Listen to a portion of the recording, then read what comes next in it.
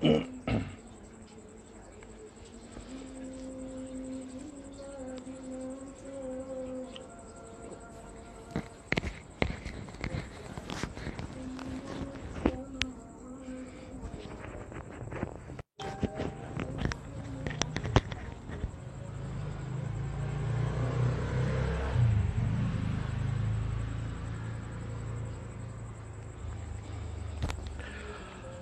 Assalamualaikum warahmatullahi ta'ala wabarakatuh. Alhamdulillahirabbil alamin. Wassalatu wassalamu ala asyafi anbiya'i wal mursalin wa ala alihi washabihi ajma'in. Alhamdulillahirabbil alamin.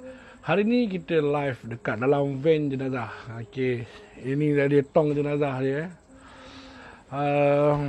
Dah hampir 2 bulan dah van saya ni tersadai dekat bengkel, disebabkan ada kerosakan yang orang kata apa, yang agak kritikal jugalah kerosakan dia. Kan. Jadi sebenarnya saya sedang menunggu habisnya PKP. Okay? Bila habis PKP ni, insyaAllah saya akan live dekat kubur. Bukanlah niat saya nak menunjukkan betapa saya ni berani dekat kubur, tidak. Sebenarnya saya nak ajak sahabat-sahabat saya yang mana mendengar cerita saya ni, sama-sama kita hayati. Dalam mendengar cerita tu, kita lihat suasana kubur di belakang kan, insyaAllah. Dan kena ingat, satu hari nanti van ni jugalah akan bawa kita semua. Okey. Okey, apa nama tu?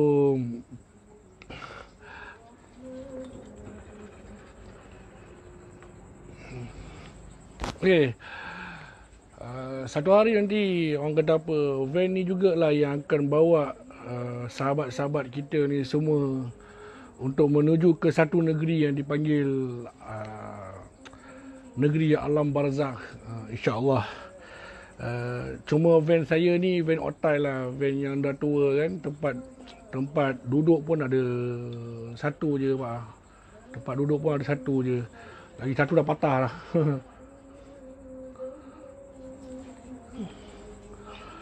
Okey, saya dalam van jenazah ni. Okey. Nampak ni? Dalam van jenazah tak ada mayat lah. Okey, jangan fikir ngongkam pula. Okey. Ini adalah van jenazah. Di mana ini adalah keranda, okey, keranda yang kita angkut. Kita angkat jenazah-jenazah masuk ke dalam keranda ni. Pelbagai-bagai jenazah yang saya dah angkut, dah ambil. Ada yang bunuh diri, ada yang matinya baik, ada yang sakit, ada yang HIV, ada yang TB, macam-macam, segala-galanya. Dan dalam ni jugalah pelbagai-bagai misteri yang ada. Okey. InsyaAllah satu hari nanti saya akan live dekat tanah perkuburan Islam, insyaAllah. Bukanlah kita nak tunjukkan kita ni berani, tidak. Okey, bukanlah kita nak tunjuk kita ni hebat, tidak. Tetapi saya nak mengajak sahabat-sahabat saya, kita berkongsikan satu cerita pengalaman pengurusan jenazah dekat tanah perkuburan. Tujuan dia apa?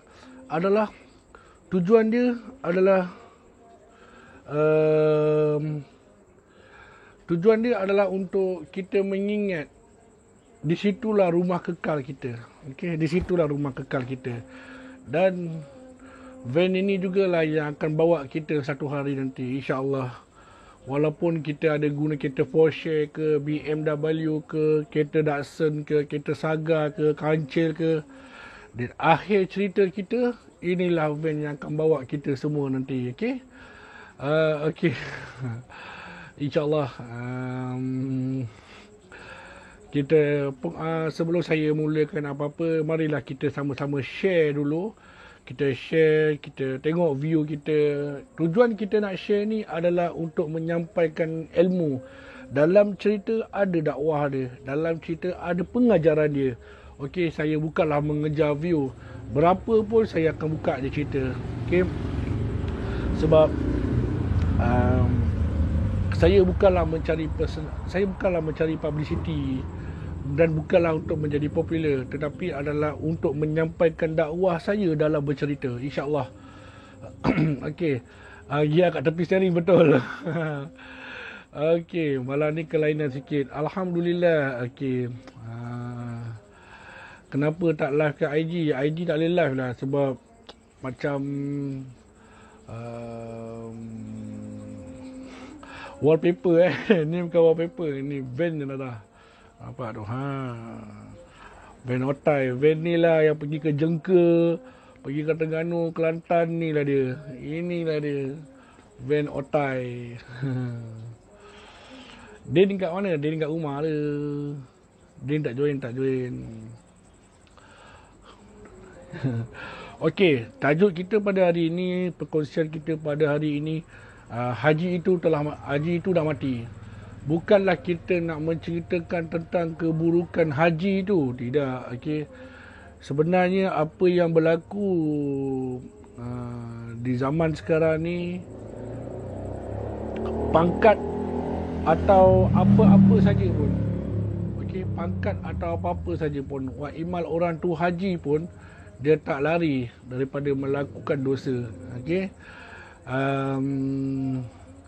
Ini event kenangan negara. Okey. Okey, saya akan berkumandang lagi 5 minit, insya-Allah. Saya nak pergi buat air jap. Jadi saya harap boleh share dulu Oi, nak kata panas, dalam kubur lagi panas. Okey. Saya akan berkumandang lagi 5 minit, insya-Allah. 5 minit kita teruskan cerita saya nak pergi buat air dulu, saya nak pergi ambil air dulu. Okey, nanti kita sambung. Boleh?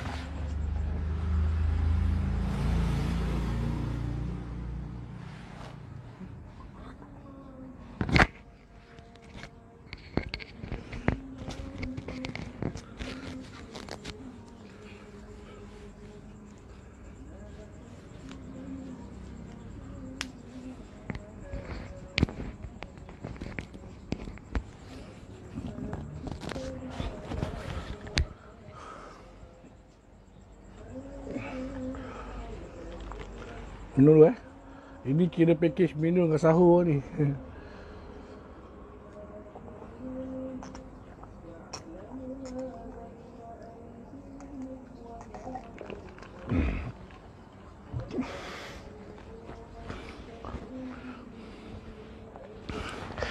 Baiklah, rasanya kita tak payah nak buang masa. Kita teruskan saja kita punya topik. Okey, insya-Allah. Assalamualaikum warahmatullahi taala wabarakatuh. Alhamdulillahirabbil alamin. Wassalatu wassalamu ala asyrafil anbiya'i mursalin wa ala alihi washabihi ajmain. Alhamdulillahirabbil alamin. Alhamdulillahirabbil alamin. Alhamdulillahirabbil alamin. Ya Allah, Kau pemudahkanlah urusan kami semua. Kau pemudahkanlah segala-galanya. Dan Kau lindungilah kami daripada segala makhluk-makhluk yang Engkau ciptakan bukanlah untuk di dunia kami. Ya Allah, aku bermohon kepadamu, Ya Allah.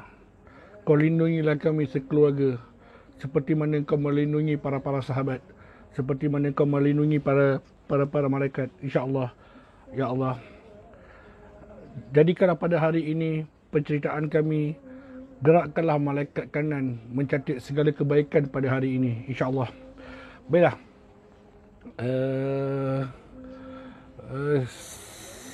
Saya mulakan. Okay, environment kita hari ini adalah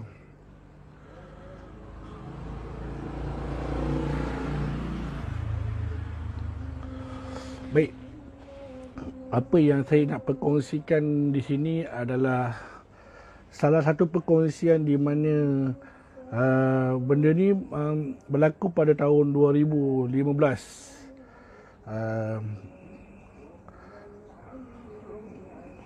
Kematian ini orang kata apa, satu kematian yang agak luar biasa pada saya.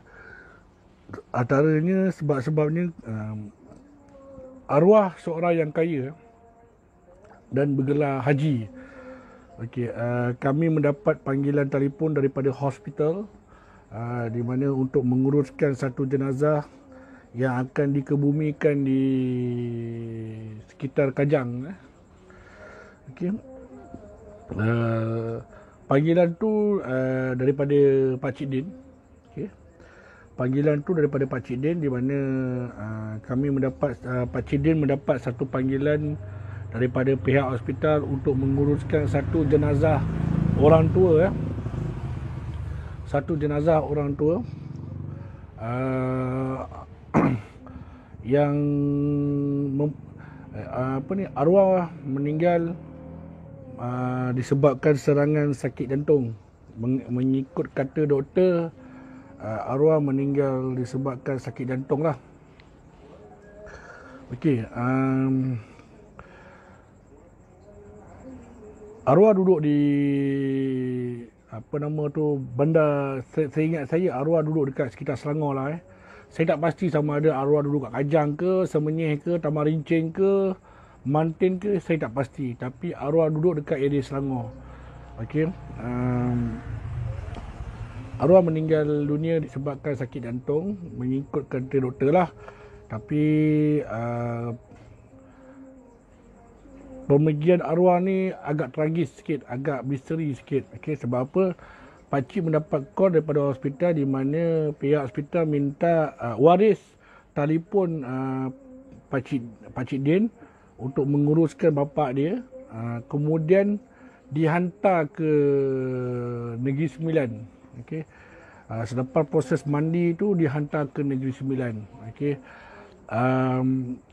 Kami mendapat panggilan telefon lebih kurang pukul 5.30 lah. Okey, 5.30 nak pukul 5.45 ya. Kejadian ni berlaku pada hari Khamis. Okey, pada hari Khamis jugalah kejadian ni berlaku. Jadi seperti biasa, Din telefon saya. Din menghubungi saya, beritahu, "Assalamualaikum bro, ada kat mana?" Itu jawapan, itu satu tagline Din lah. Dia akan call, "Salam bro, ada kat mana?" Tu memang dia lah, cara dia. Okey, kebetulan pula saya ada kat luar ketika itu. Jadi dia cakap ada kematian yang kita nak uruskan. kematian tu juga kita pakcik cakap kita uruskan, kemudian selepas kita uruskan, kita kapan dan kita hantar ke Negeri Sembilan. Untuk urusan perkebumian diuruskan oleh karya sana. Jadi tugas kita adalah untuk mandi dan dihantar saja. Okey. Mana dua kerja lah, mandi, kapan, hantar. Okey, cukup lah tu. Kemudian saya dekat dengan Din. Kalau macam tu aku terus pergi ke hospital lah kalau macam tu. Sebab kalau kata nak tunggu aku mungkin lambat. Aku terus pergi hospital. Lepas tu dia kata tak apa, tak payah lambat-lambat. Tak payah nak tergesa-gesa. Sebab arwah baru je meninggal.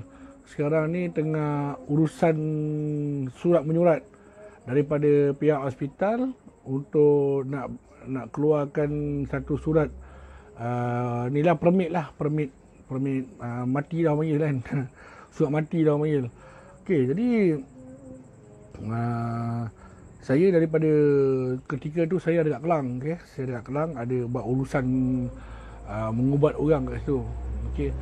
Jadi lepas saya dapat berita tu, saya terus mempercepatkan kerja saya untuk, sebab lagi pun ketika Din call saya pun, ketika itu saya pun dah selesai dah mengubat orang.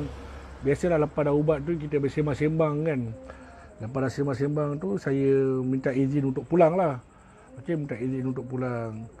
Jadi saya pula dalam keadaan tergesa-gesa untuk pergi ke hospital tersebut. Okey, hospital di Kajang lah.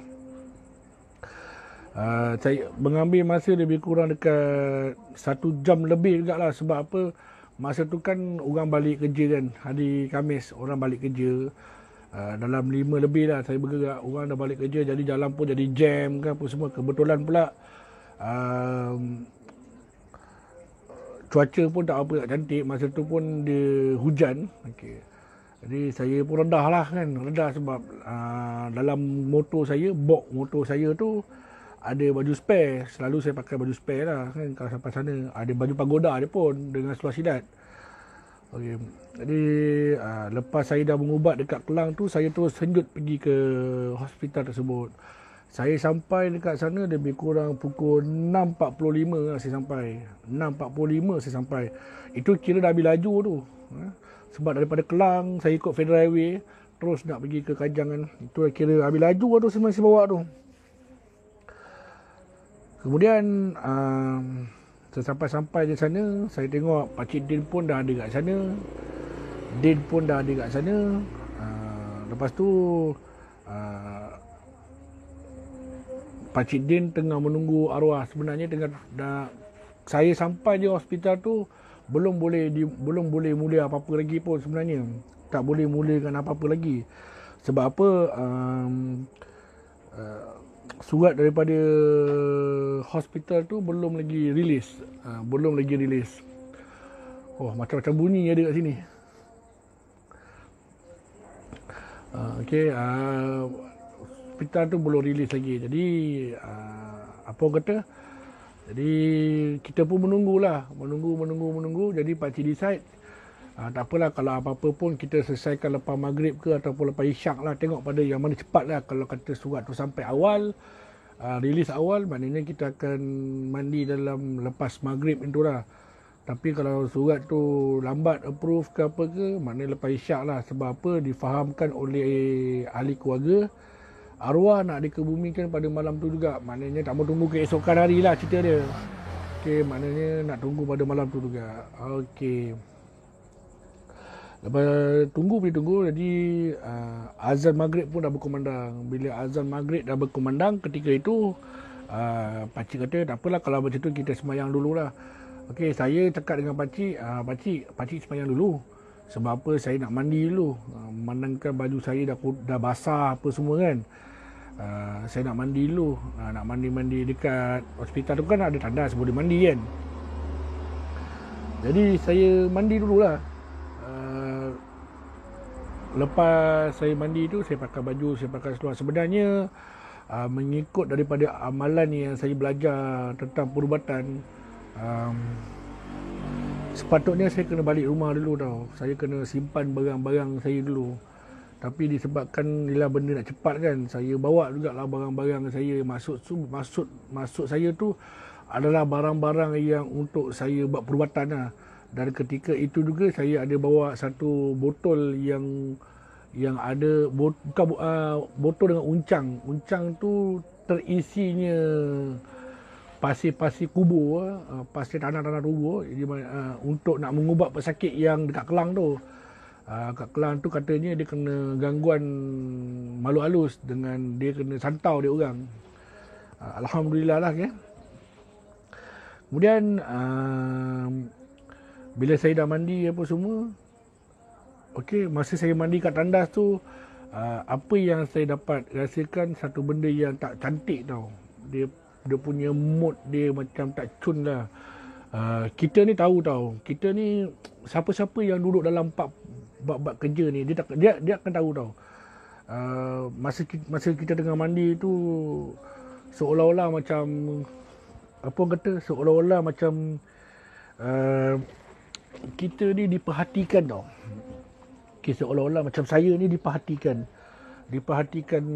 benda yang kurang, orang kata apa, benda yang ada benda perhatikan lah. Sama ada benda tu perasaan saya ataupun sebaliknya. Mungkin saya penat, mungkin tu jugalah perasaan saya kan. Jadi saya pun tak nak ambil kisah sangat lah benda tu kan. Yang penting saya dah mandi, saya dah selesaikan apa benda yang patut saya selesaikan. Kemudian saya pakai baju apa semua. Saya dah malah fikir pasal yang belakang-belakang ni, apa benda yang ada kat belakang-belakang ni saya malah fikir. Yang penting saya nak uruskan jenazah lepas tu. Okay? Lepas saya dah mandi, okay, saya pergi sembahyang maghrib lah. Lepas saya sembahyang maghrib, pakcik kata lepas saya mandi tu, saya nak pergi sembahyang maghrib. Kebetulan pula diorang pun dah habis sembahyang maghrib. Okay, lepas tu pakcik cakap sembahyang dulu lah. Okay, kalau ada apa-apa sembahyang dulu sebab body dah release. Maknanya surat dah dapat. Lepas tu saya kata dengan pakcik, tak apalah kalau pakcik nak mula dulu, saya nak sembahyang sekejap. Pakcik kata tak apalah, tak perlu tergesa-gesa, kita buat pelan-pelan je. Jadi dekat ruang menunggu tu adalah beberapa ahli keluarga dia, dekat lebih kurang 8 orang ke 9 orang lah. Ahli keluarga yang menanti, yang menunggu di situ. Kemudian lepas saya solat maghrib, okey. Masa saya solat maghrib tu, satu benda yang agak mengganggu saya lah ketika itu. Ketika saya solat maghrib tu sebenarnya saya seorang ni tau. Sebab sebelum tu dah solat maghrib, pakcik jadi imam. Jadi ketika saya solat maghrib tu saya seorang ni tau. Bila saya baca Al-Fatihah, bunyi dia dah habis tu, waladhdallin. Tapi saya dengar belakang tu bunyi amin tu macam 2-3 orang tau, dalam nada yang berbisik. Bunyi dia amin. Macam tu. Kita yang semayang ni, kita jadi tak khusyuk tau. Cakap, siapa belakang aku ni? Betul tak? Jadi jujur saya cakap lah, normal lah. Kita kalau semayang, okay, kat rumah ke apa ke tengah semayang, tiba-tiba terdengar benda jatuh, kita mesti akan terdetik, apa benda pula tu. Jadi kita ada perasaan ingin tahu. Kat situ kita dah hilang khusyuk kita. Kita dah hilang lah khusyuk kita.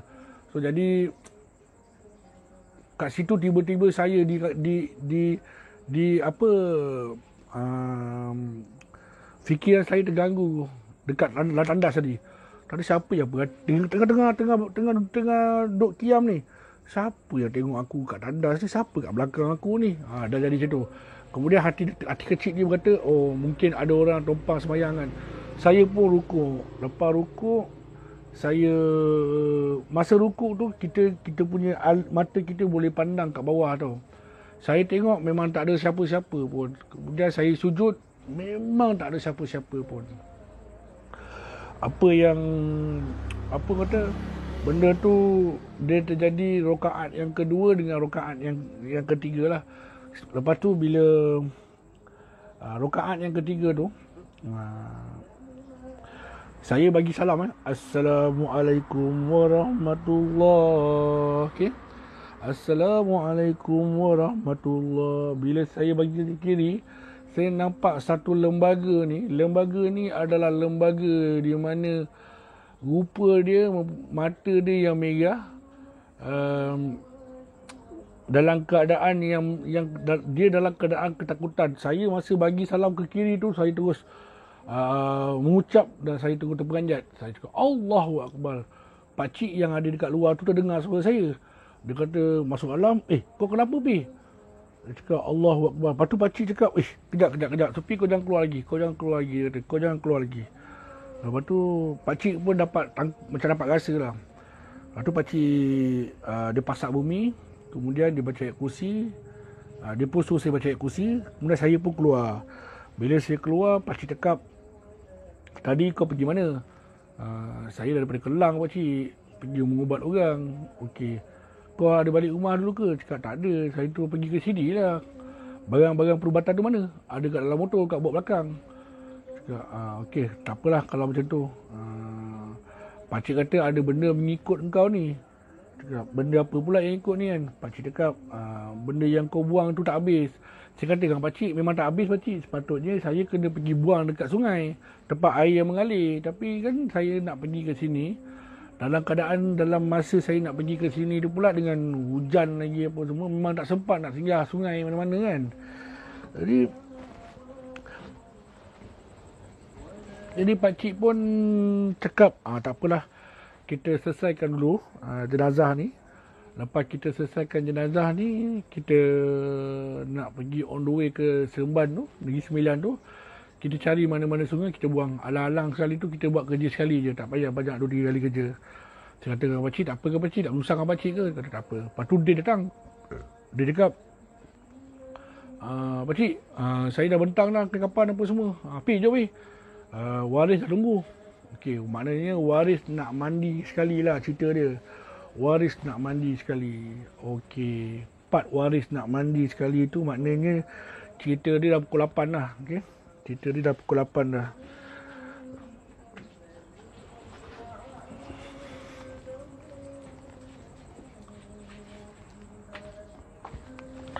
Cerita dia dah pukul 8 dah. Okey, jangan sepam dulu sebab saya rasa tak ngam lah.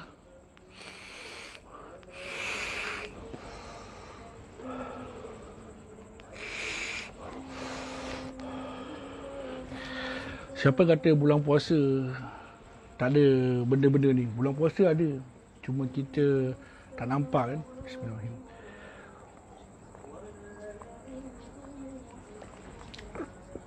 Sebenarnya kan, ini antara benda-benda yang saya kena hadapi. Bila saya kata saya nak live dalam van, saya dah tahu dah apa akan berlaku lepas ni. Secara jujur siapa yang tengok live saya pasti akan nampak kelibat di belakang van saya ni. Pasti akan nampak. Sebab apa? Anak buah saya panjang, dia pernah bawa balik van ni tau. Dia pernah bawa balik van ni untuk pergi repair aircon. Okey. Van ni pernah ada dekat Rawang tau. Bila parking dekat rumah, depan Rawang, orang-orang kat situ mula berkata-kata tau. Sebab nampak benda berkeliaran kat sini. Wallahualam. Tapi pada saya ini semua syaitan. Bukan roh Syaitan yang ingin menyesatkan manusia. Okey, kita sambung balik cerita tadi. Bila dia kata dia dah siap apa semua, saya pun masuk dalam bilik untuk nak menguruskan jenazah tu. Saya nampak dalam bilik jenazah tu, bilik mayat tu ada lebih kurang dekat 3 orang lah. 3 orang campur saya 4, pakcik Din 5, campur Din 6. Ada 6 orang lah. Okay. Lepas tu masuk lagi seorang. Lepas tu pakcik kata kalau boleh jangan terlalu ramai. Sebab apa? Kalau ramai-ramai tempat sempit. Okay. Jadi salah seorang daripada ahli keluarga dia macam cakap tak apalah pakcik. Kalau boleh biar bukan pakcik Din lah. Dia cakap dekat pakcik yang seorang lagi masuk lah. Maknanya mungkin saudara dia kot. Tak apalah arwah ayah ni biar kita anak beranak je mandi kan. Macam tu lah cerita dia. Lepas tu bila dengar anak dia cakap tu, pakcik Din pun cakap bagus kalau urusan ni anak-anak yang uruskan kan. Lepas tu anak dia kata, tak ada pakcik. Sebenarnya saya cakap macam tu untuk pakcik saya. Kita orang ni tak pernah nak mandikan jenazah kan. Tapi minta pakcik tolong ajarkan lah. Lepas tu pakcik kata tak ada masalah kan. Bagus kalau jenazah ayah ni yang sempurna kan adalah anak-anak dia, bagus. Alhamdulillah. Itu yang sebaik-baiknya lah kan. Bukanlah dia kata dituntut, tidak. Tapi itulah sebaik-baiknya. Sebab apa? Dekat situ ada, kalau ada berlakunya aib ke apa ke, insya-Allah ahli keluarga akan boleh simpan kan. Okey, lepas tu bila dah selesai tu, pakcik dia kata dengan saya, Sophie pergi buat air dulu. Lepas tu dia kata tak payah, dia dah buat semua. Maknanya masa saya setengah sembahyang maghrib tu, Din dah buat semua. Alhamdulillah, kali ni Din servis TikTok. Mungkin dia nampak saya penat sangat kot kan, sebab saya bawa motor kan. Saya bawa motor dengan hujan-hujan lagi kan. Jadi mungkin dia tengok saya penat, dia dah buat semua lah. Lepas tu bila dah buat tu, okey, lepas tu pakcik kata, kalau macam tu bolehlah kita mandi. Bolehlah kita uruskan jenazah ni. Sebab apa, lagi cepat lagi bagus. Sebab kita pun nak kebumikan pada malam ni juga kan. Okeylah, anak dia kata, boleh lah pakcik, kalau tak ada apa-apa kita boleh teruskan. Okey, lepas tu pakcik akan bagi penerangan awal-awal lah. Okey, sebelum kita mandikan jenazah ni, kita kena bersihkan dia dulu. Okey, kena bersihkan dia dulu. Yang mana ahli keluarga yang nak mandikan, kalau boleh pakai sarung tangan. Sebab apa? Yalah, kita mengelakkan daripada segala-gala bentuk-bentuk penyakit ke, kuman ke apa ke kan. Lepas tu yang kedua, yang ketiganya, saya rasa kat kaki saya ni macam ada orang pegang.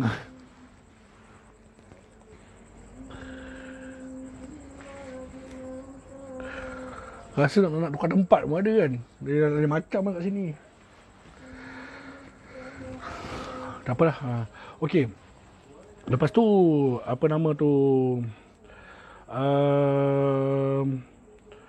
pakcik cakap dengan saya, pakcik cakap, walau macam mana pun kita kena jaga aurat arwah. Okay?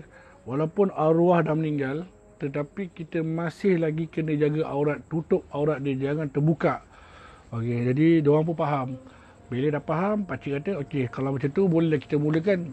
Anak dia nak buat ke ataupun saya yang buat? Maksudnya pakcik lah Lepas tu anak-anak dia kata, tak apalah, kalau macam tu pakcik yang buat lah. Kami tolong yang sikit, yang kami bantu yang sikit-sikit lah.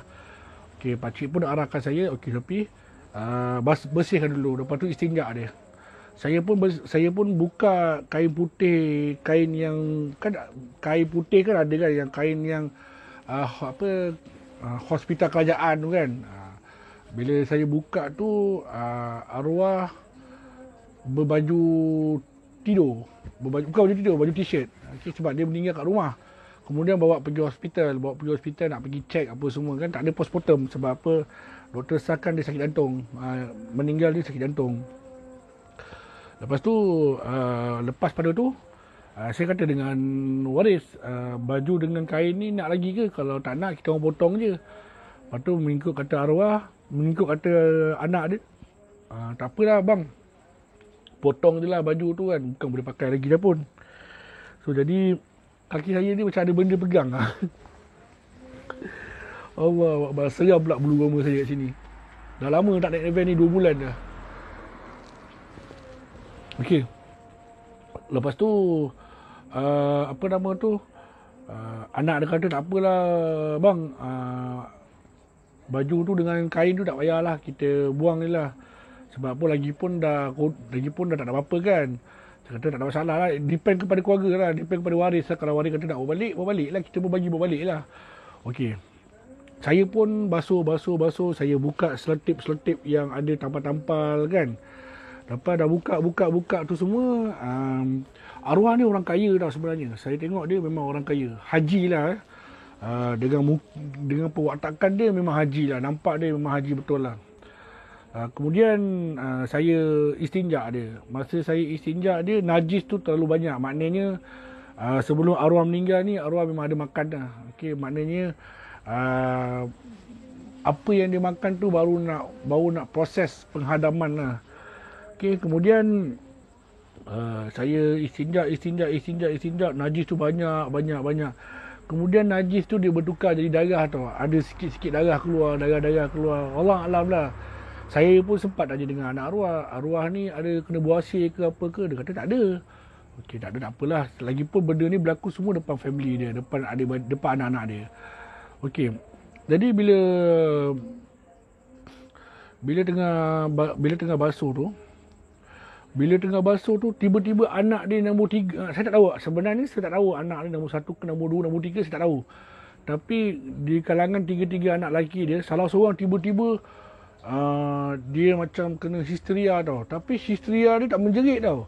Histeria dia tiba-tiba dia macam dia macam tu lah. Lepas dia dah macam tu, apa yang dia buat, tiba-tiba dia tepuk perut bapak dia kuat-kuat.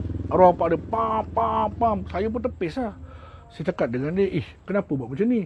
Bila saya tepis, bila saya pegang tangan dia pandang muka saya tau. Dia pandang muka saya, dia cakap dengan saya, dia bagi tahu saya, kau nak apa, dia dekat dengan kau nak mati. Kau nak aku kasih kau mati. Dia kata tu. Lepas tu Pakcik Din pun dia usap belakang saya kan. Dia usap belakang saya. Sebenarnya bila usap ni dia ada satu ayat tau, di mana kita ni takut kita punya belakang ni, kita punya pintu-pintu roh kita ni terbuka tau. Jadi pakcik tu bila jadi macam tu, tak sedap lah, macam ada benda lain lah. Allah Akbar. Okey. Kemudian saya pun cakap lah dengan Pakcik Din, Pakcik tolonglah uruskan yang anak dia ni seorang ni, susah ni. Lagi 3 lagi 2 orang adik-beradik dia tu. Adik-beradik dia macam dah ketakutan. Dia kata, kau kenapa? Saya ingat balik. Yang tiba-tiba mengacau tu, Angah. Sebab saya dengar daripada mulut adik-beradik dia, kau kenapa ni Angah? Macam tu. Kau kenapa ni Angah? Lepas tu, siapa nama tu, adik dia tu, Angah tu macam pandang, tak bercakap. Lepas tu dia pergi dekat ibu jari bapak dia, arwah bapak dia, ibu jari kaki tau, bukan tangan, ibu jari kaki, dia terus hisap. Dengan rakus tu dia hisap sampai gigit tau. Dia gigit sekali benda tu. Dah gigit, lepas tu saya pun tepis lah. Saya cakap, Din, tolong aku Din, tepis ni. Jadi dalam bilik mayat tu jadi kecoh tau, sampai kan staf kesihatan tu datang. Bila staf tu datang, dia cakap, kenapa ni? Staf tu pun terlibat sekali lah untuk membantu cerita dia. Okay? Bila jadi macam ni, benda waktu malam, kita pun tak nak keluar. Macam tak nak kecohkan sangat kat luar. Biar benda tu berlaku kat dalam je. Lepas tu Din cubalah alihkan orang Angah tu lah yang masuk hantu tu. Tak boleh kasar-kasar sebab dia gigit jari arwah bapak dia tu, jari kaki arwah bapak dia tu dia gigit dengan kuatnya sampai nampak ada nampak isi yang Allah alam lah, saya pun tak tahu. Lepas tu Pakcik Din pun dia pergi dekat anak arwah tu, dia tutup mata, dia baca-baca dekat belakang, kemudian tepuk barulah okey. Tapi okey tak okey tau, sebenarnya dia pengsan tau. Dia pengsan, lepas tu Din pun angkat bawa pergi ke tepi. Ada kursi tu, kursi macam kursi maplai lah orang panggil, kursi yang plastik tu, letakkan kat situ, letakkan dia. Lepas tu pakcik kata, Din, kau tengokkan budak ni, okey, benda belum jadi apa-apa lagi. Okey, lepas pada tu, ya Allah,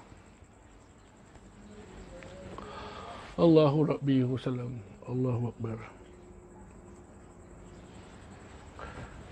Okey, lepas pada tu, Allah Akbar, fokus. Okey, lepas pada tu saya lepas dah istinja tu, boleh dikatakan banyak juga kain guna untuk istinja sebab terlalu banyak najis keluar.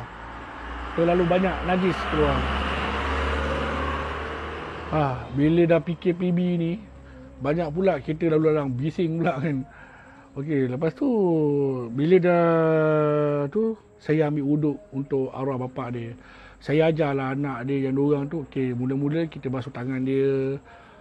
Lepas tu, lepas saya tengok anak dia macam tak berminat tau. Bukan tak berminat, tetapi mungkin sebab pertama sedih. Yang kedua, mungkin dia tengok Angah dia jadi macam tu yang dia jadi macam hilang fokus.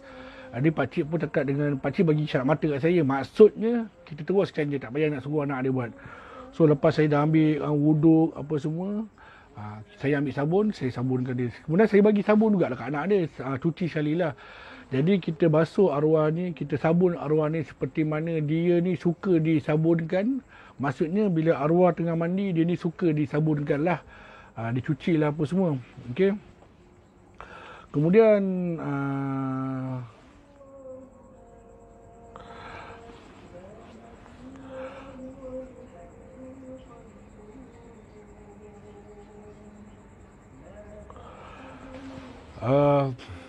kemudian apa orang panggil tu, kemudian lepas pada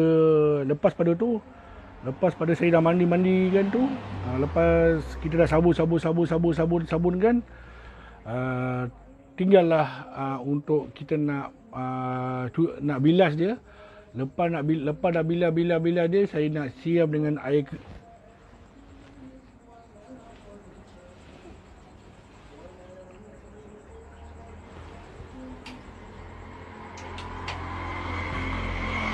Okey. Tinggallah kita nak bilas dia dengan air kapur barus. Okey.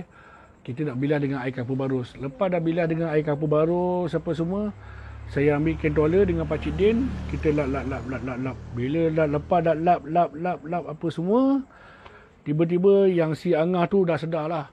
Bila Angah tu sedar, ingatkan dia sedar cara elok. Rupanya dia sedar, dia makin lagi jadi pelik. Dia macam, dia sebenarnya boleh dikatakan dia ni mengganggu lah cerita dia. Dia kejap tu kejap ni, kejap cakap dia nak pergi makan dengan bapak dia lah. Lepas tu ayah lupa bagi duit lah kan. Papa lupa bagi duit lah, macam-macam dia cakap. Lepas tu saya kata dengan si Din ni pula, kau ni dah kenapa kan? Orang tengah nak menguruskan jenazah arwah bapak kau ni, kau janganlah nak pening-pening kepala kan. Lepas tu Pakcik Din pula cakap, Din, maknanya kontrol lah, sebab dalam tu jadi tekanan tau. Saya dengan penat ni lagi, lepas tu dengan nak Angah ada lagi kan. Lepas tu, apa orang kata tu, lepas tu bila dah jadi macam tu kan, agak tegang sikit lah. Saya cakap dengan, lepas tu Pakcik dia kata, saya minta jasa baik awak ni, tolong jaga Angah awak ni, jangan dia kacau kan. Okey, lepas tu bila kita orang dah lap ni, Angah dia pergi sentap kain kapan tu dah kita orang dah letak kapas, dah letak sebut sedana, jadi berterabur lah. Dia dah mula panas lah, dia cakap cara baik lah, janganlah buat macam ni kan, kita nak uruskan jenazah bapak kau ni kan, janganlah kau tarik-tarik. Lepas tu si Angah ni, bahasa dia lah cakap, kalau kau tak nak buat pun tak apa. Dia cakap macam tu, kalau kau tak nak buat pun tak apa. Kata dia macam tu lah. Lepas tu Din cakap lah, tak boleh lah macam tu. Sebab Din tahu yang sebenarnya yang dalam badan Angah tu bukan dia. Tak tahu sebab apa tau. Lepas tu saya ni menyalahkan diri saya. Sebab apa? Mungkin sebab aku balik daripada mengubat, aku tak balik, aku tak sempurnakan dengan habis. Lepas tu saya jadi down tau. Saya cakap dengan Pakcik, mungkin sebab saya punya kot. Sebab lagi pun saya pun tak habiskan lagi perubatan tu. Masuk saya tu saya tak pergi buang. Pakcik dia kata tak ada kena-mengena ni Sofi. Ini lain ni. Ini lain lah ni. Alhamdulillah. Okey. Lepas tu saya kata, Pakcik kata kau pergi tolong Din. Saya pun pergi tolong Din. Kebetulan pula adik-beradik dia diorang tu pergi pegang Angah hari kan. Lepas tu Pakcik kata jangan bawa keluar Angah kau ni, keluar daripada bilik mayat, jangan. Nanti kan kicau pula kat luar tu kan. Lepas tu kita orang ambil balik ke kapal, bentang balik ke kapal, letak kapas, letak balik sebut celana kan. Tiba-tiba Angah dia menangis pula. Nangis. Kenapalah papa pergi dulu, banyak benda lah, nak rindu papa. Tiba-tiba dia cakap benda yang, lepas tu Pakcik cakap tak boleh bercakap dengan mayat. Okay, kita tak boleh bercakap dengan arwah. Okay, jangan bercakap dengan arwah. Arwah dah meninggal lah, kita tak boleh bercakap dengan dia. Tapi kita nak buat macam mana kan.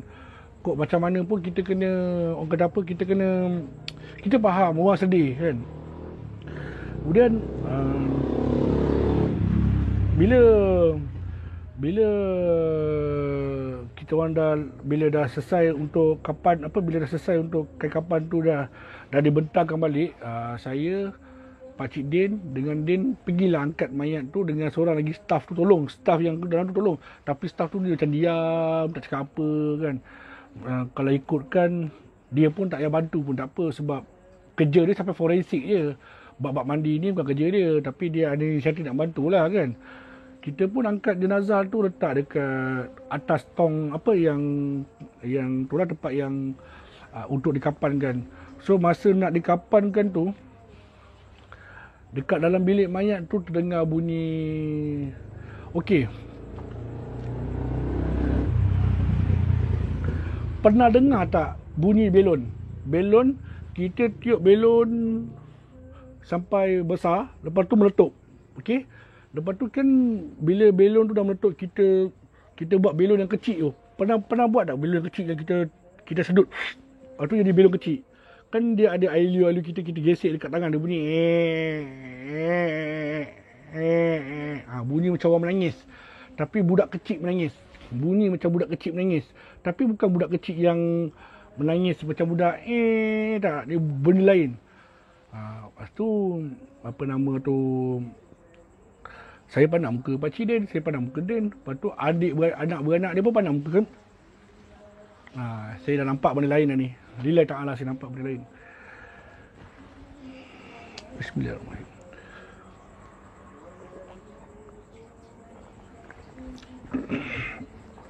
Agaknya macam mana ni kalau kita live dekat kubur kan.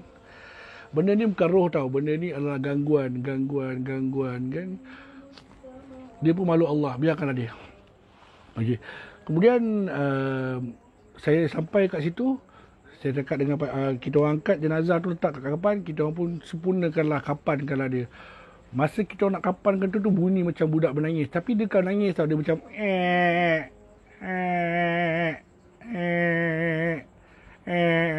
macam tu bunyi dia. Lepas tu siapa nama tu, saya pandang muka Pakcik pandang muka Din. Kita orang berpandang sesama sendiri tapi tak berkata-kata. Pandangan yang tidak berkata-kata lah. Kemudian anak beranak dia pandang muka kita orang. Lepas tu angah dia tu gelak. Gelak macam tu. Kau ingat senang kau nak tanam aku? Bunyi macam tu. Kau ingat senang kau nak tanam aku? Kita ni yang mandikan jenazah ni, kita fikir kenapa jadi macam ni kan? Sebab arwah ni haji, orang yang baik. Okey. Kalau kategori haji tu baik orang dia. Okey, saya ada ternampak satu komen tadi ya. Tak salah ke kalau kita menceritakan aib orang tu? Saya tak cerita aib orang tu. Okey. Sebab saya tak bagi tahu ke, saya tak menceritakan siapa orang tu, saya tak bagi tahu lokasi dia kat mana, saya tak bagi tahu siapa nama dia, siapa tempat dia, apa semua saya tak bagi tahu. Semua saya simpan. Kalau nak kata, kan saya dah kata, apa nama tu, orang ni duduk dekat Selangor. Selangor ni besar. Kajang, Bandar Rincing, apa nama tu, Semenyih tu kira area Selangor. Kemudian nak ditanam kat Seremban, Negeri Sembilan. Negeri Sembilan tu besar. Rembau pun Negeri Sembilan. Kuala Pilah pun Negeri Sembilan.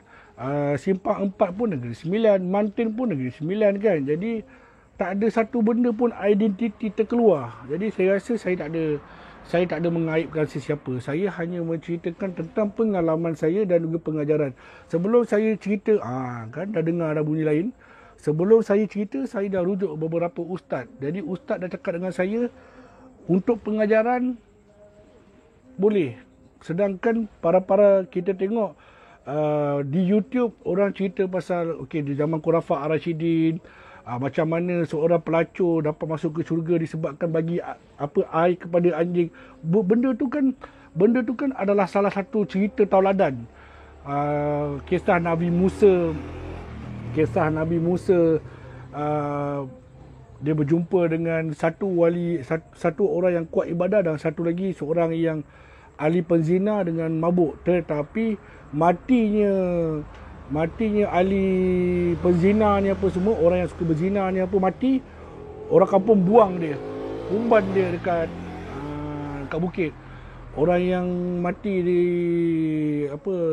ahli ibadah, ahli agama tu meninggal,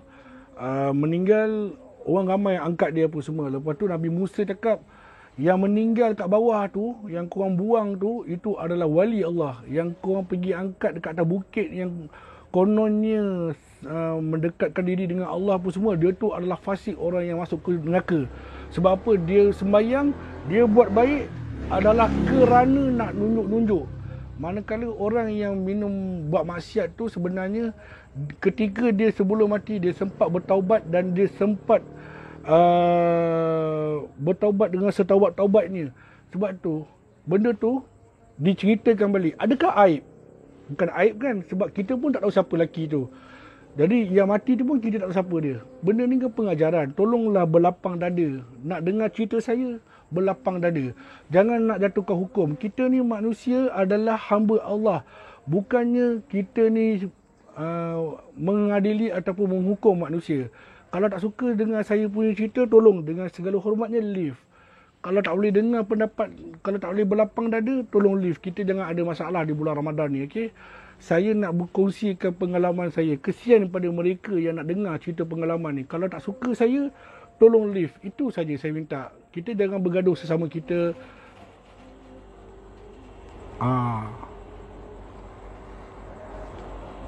Berbunyi pula dah.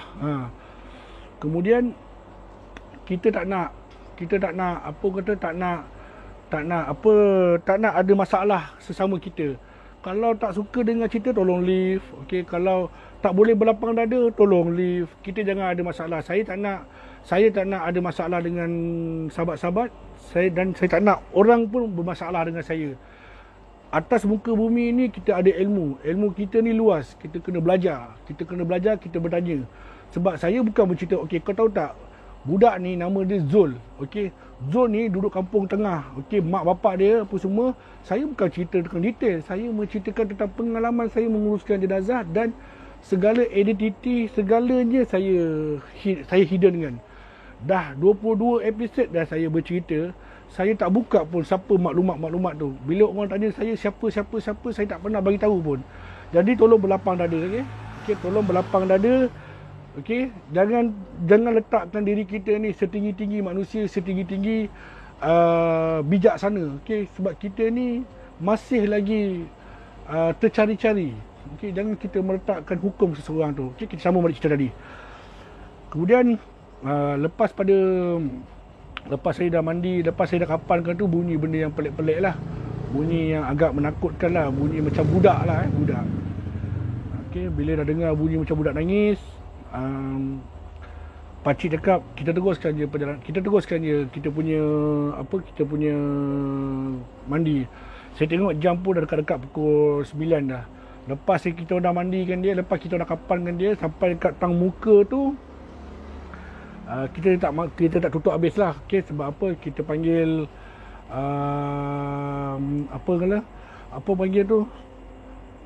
kita panggil ahli keluarga. Untuk tengok. Saya yang wakil pada Pakcik Din keluar. Saya bagi salam, Assalamualaikum. Okay, kami dah uruskan jenazah arwah dengan sempurna.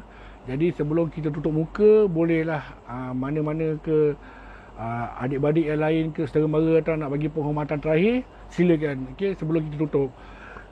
Lepas tu saya Din dengan pakcik duduk luar lah. Duduk luar sebab kita bagi laluan lah dekat ahli family diorang untuk masuk. Bila kita orang duduk kat luar tu, tak dan sampai 3 minit, tiba-tiba siapa nama tu, salah seorang daripada adik-beradik dia yang lain lah keluar. Dia panggil pakcik Din. Pakcik. Dia tak panggil pakcik, dia panggil ustaz. Lepas tu pakcik dia pun datang lah. Kenapa? Abang kita orang mengamuk dalam tu, macam masuk hantu. Kita orang pun masuk dalam tu. Ya Allah, angah dia buat perangai lagi. Angah dia buat apa tau kali ni? Angah dia, udahlah kita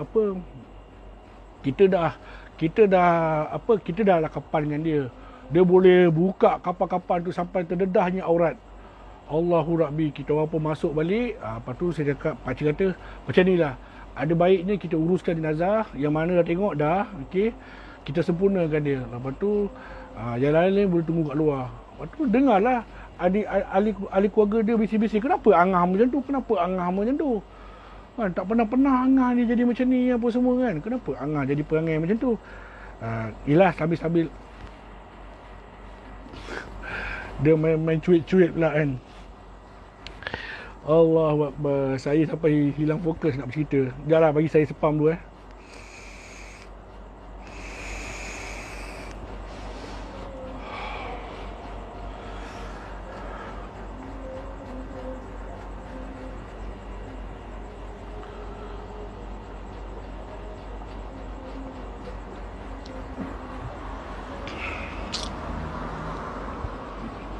Okey. Lepas tu Allahumma shalli ala sayyidina Muhammad wa ala alihi wasallam. Astaghfirullahalazim allazi la ilaha illa huwal khaliqul la ta'budu inna wa yusalli salam. Okey. Lepas tu apa nama tu kita saya bagi tahu kat ahli keluarga dia kalau boleh kat luar lah. Okey, masa kita orang tengah buat tu Din tak ada pula kat situ. Wah, sudah. Mana pula pergi Din? Lepas tu saya cakap, pakcik kata, kau pergi cari Din sekejap. Saya pun pergi lah cari Din. Saya pergi cari Din tak jumpa. Saya pergi kat tandas pun tak jumpa. Semua tempat saya pergi tak jumpa. Sudah, lepas tu saya masuk balik dalam bilik. Saya masuk balik dalam, apa nama tu, dalam tempat mayat tu. Saya kata dengan dia, pakcik, tak jumpa Din lah. Tak apa-apa. Kalau tak jumpa, kita selesaikan dulu. Mana ni saya dengan pakcik dah buat. Okay. Kapan ni seorang-dua orang pun dah boleh buat dah kan. Kita pun kapan lepas dah siap, kapan betulkan balik yang mana terburai apa semua. Lepas tu pakcik sambil saya tengah buat tu, pakcik baca ayat apa semua. Lepas tu sapu dekat muka Angah tu lah. Lepas tu Angah pun jadi okey. Tiba-tiba Angah pingsan. Tak tahu apa hal ni Angah ni punya penyakit ni kan. Lepas tu pakcik kata Angah ni jangan bawa keluar, biar dia kat dalam ni. Okay, biar dia kat dalam ni, jangan dia bawa keluar kan. Okey, lepas tu saya pun tengah lepas dah settle tu, saya sampai dekat muka dia. Sampai dekat muka dia, saya terus tutup, ikat terus. Lepas dah ikat kat badan dia dengan pinggang dengan lutut dia lah. Mana ada 3 ikatan lah kan. Ada 5 ikatan lah. 1, kaki 2, kat lutut 3, pinggang 4, dada 5. Okey. Bila dah ikat apa semua, pakcik kata Allahu Akbar. Astaghfirullahalazim. Okey, pakcik cakap sebelum kita bawa pergi ke dalam van, kita semayangkan dululah. Okey, lepas tu pakcik kata pergi ambil semayang dulu. Saya pergi ambil semayang. Lepas tu saya ajaklah adik keluarga dia semayang sekali kan. Yang mana lelaki lah, yang mana lelaki pakcik-pakcik dia apa semua, kita semayang kat situ sekali. Ada dalam dekat 7 orang lah semayang. Saya pula cakap dengan pakcik, saya tak dapat semayangkan jenazah. Saya nak cari Din. Saya puas cari Din. Cari Din. Tak jumpa tau. Okey. Saya pergi tempat, mana pergi Din ni? Lepas tu saya contact dia. Saya telefon dia, berdering. Tapi tak tahu dia pergi mana. Kat tandas tak ada, kat surau tak ada. Takkan dia masuk dalam bilik mayat pun tak ada. Lepas tu saya cakap dalam hati, sudah mana pula si Din ni kan. Payahlah macam ni. Lepas tu saya lagi sekali lah inisiatif cari. Sambil saya call tu, kan bila kita call dengar bunyi telefon Din berdering kan. Ringing tapi tak dengar bunyi muzik dia. Mana dia pergi ni? Ya Allah, Rabbi Din. Kau ni betul menyusahkan orang betul lah. Dah lah dalam tu aku dah lah penat. Dengan dalam tu Angah ada pula yang bikin panas. Kau pula ni pergi mana dah aku pun tak tahu. Lepas tu apa nama tu, lebih kurang dekat 7 minit itu saya mencari. Pakcik pun keluar. Pakcik keluar tanya, Api macam mana? Dah jumpa Din? Tak jumpa pakcik? Mana pula? Tak apa, kejap lagi kita cari. Saya pergi ke van ya. Okey, sekarang ni saya cerita Saya pergi ke van adalah untuk angkat tong ni. Okey, kan ada ni kan. Tempat ni lah untuk tarik kan. Saya buka bonet belakang, untuk ambil bendala ni. Apa jadi tau? Dekat kotak tu Din duduk kat situ seorang. Kat situ kotak tu Din duduk kat situ seorang. Saya cakap dalam, kau buat apa sini Din? Din tak bercakap apa-apa langsung. Saya tengok, Din dah kena ni. Din dah kena sampuk ni. Saya cakap dengan Pakcik. Saya terperanjat, Pakcik, Din ada kat dalam ni Pakcik. Pakcik kata, dalam mana? Dalam van. Bila masa dia masuk dalam van? Itu saya pun tak tahu. Tak dengar apa bunyi gedang-gedung. Lepas tu Pakcik pun cakap, Pakcik kata, ini masalah ni. Kemudian Pakcik pun pergi jumpa Din. Pakcik pergi baca ayat apa semua. Lepas tu saya pun tepuk belakang Din. Tepuk apa yang saya belajar lah. Saya tepuk belakang Din. Lepas saya tepuk belakang Din, okey, ni saya cerita based on daripada Pakcik Din. Lepas saya tepuk belakang Din, saya yang pingsan. Kejadian saya pingsan tu, saya tak tahu apa yang berlaku. Okey, saya tak tahu apa yang berlaku. Tapi saya yang pingsan. Lepas saya tepuk belakang Din tu, saya masa tu macam dah kabur mata, saya pingsan. Sebab tak tahulah pingsan tu disebab kenapa, saya pun tak boleh cakap apa. Dia macam satu benda yang mata kita ni, okey, dia macam ni tau. Ambil tangan, gosok mata tu kuat-kuat. Jadi dia macam kelabu-kelabu tau. Kelabu tu yang membuat kita tiba-tiba pingsan. Tak tahu sebab apa dia pingsan. Saya tak ingat dah. Time pingsan tu saya tak ingat apa jadi. Tapi yang saya tahu, siapa nama tu, saya dah sedar. Bila saya nampak saya dah sedar tu, saya nampak baju saya basah-basah. Saya tengok keadaan apa nama tu, keadaan tu saya dekat dalam van. Maknanya masa saya sedar tu, van dah bergerak. Maknanya masa saya sedar tu, saya tak tahu apa yang berlaku. Okey, saya tak tahu apa yang berlaku. Lepas tu bila saya buka mata, saya buka mata sebabkan kita rasalah ada orang basuh muka kita apa semua kan. Bila saya buka mata, apa yang saya dapati, saya ada dekat tempat duduk tengah tu. Din kat sebelah saya. Pakcik Din yang letak muka dia, sapu air kat muka saya. Kemudian Pakcik cakap, dah sedar dah kau? Dah. Pakcik, kita dah kat mana ni? Kita nak pergi Negeri Sembilan lah. Oh, iya ke? Cepat je masa berlalu. Kau pengsan tadi. Dia cakap, la ilaha illallah. Kenapa? Tak tahulah. Tadi kau pergi tepuk apa dekat belakang si Din tu. Kau pengsan. Lepas saya kata dengan Pakcik, oh iya ke? Habis arwah semua dah ada dekat dalam tong apa semua. Lepas tu bila saya selak, kan nampak tak ada satu, kan nampak tak, sekejap mana saya tunjuk. Kan tingkap kan, nampak tak tingkap tu? Tingkap dia, saya kata, yang selalu duduk selak tu. Saya selak tingkap tu, saya nampak adik-beradik, anak-anak dia lah. Yang lain semua ikut ikut van daripada belakang lah. Kemudian saya pun cakap, Pakcik, apa jadi dengan anak dia seorang yang Angah tu? Kata Angah tu diorang bawa balik rumah. Katanya tah apa benda lah, cakap mampu-ngapu diorang bawa balik rumah. Daripada buang masa, baik diorang bawa balik rumah. Lepas tu, okey, tak apalah. Lepas tu saya kata kepada Pakcik, kenapa Pakcik? Ada apa Pakcik? Tak ada apalah, mungkin kau penat kot. Bila kau penat, kau memang macam ni lah. Tambah-tambah lagi kerja kau pun tak habis lagi apa semua kan. Lepas tu saya kata kepada Pakcik, Pakcik bawa tak barang-barang saya? Aku lagi sekali dia bunyi.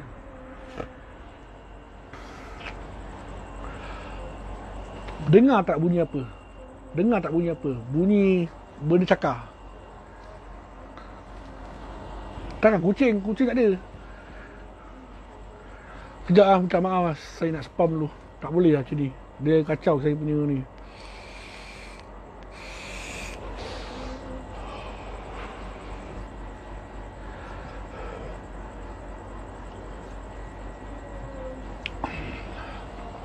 Allahu Akbar. Rasa nak duduk dalam lah. Bahaya tu lah. Okey. Lepas tu saya kata dengan Pakcik, tak apalah Pakcik. Sebenarnya apa yang berlaku? Pakcik pun cakap tak ada apalah. Yang penting kita selesaikan jenazah dia dengan baik je. Okey. Dalam perjalanan tu, dalam perjalanan, pakcik tak bercerita apa tau. Pakcik cuma fokus bawa van lah. Din kat sebelah saya. Dia tiba-tiba pegang dia macam siku baru saya lah. Oi, kata otai, kata cikgu silat boleh pengsan. Kau ni buat malu je lah. Lepas tu cakap, Din, aku mana tahu Din. Apa hal lah. Lepas tu pakcik kata, dah, jangan cerita apa-apa. Tak payah cerita apa-apa. Benda-benda macam ni jangan duk cerita-cerita. Okay. Benda-benda macam ni tak payah cerita-cerita apa-apa. Dah, jangan cerita-cerita. Lepas tu kat belakang tu dengar orang ketuk. Tung, tung, tung, tung, tung, tung, tung. Maknanya yang ketuk tu ada. Yang ni. Okay. Ketuk, tang, tang, tang. Saya pun buka lah tingkap. Dulu cakap kenapa?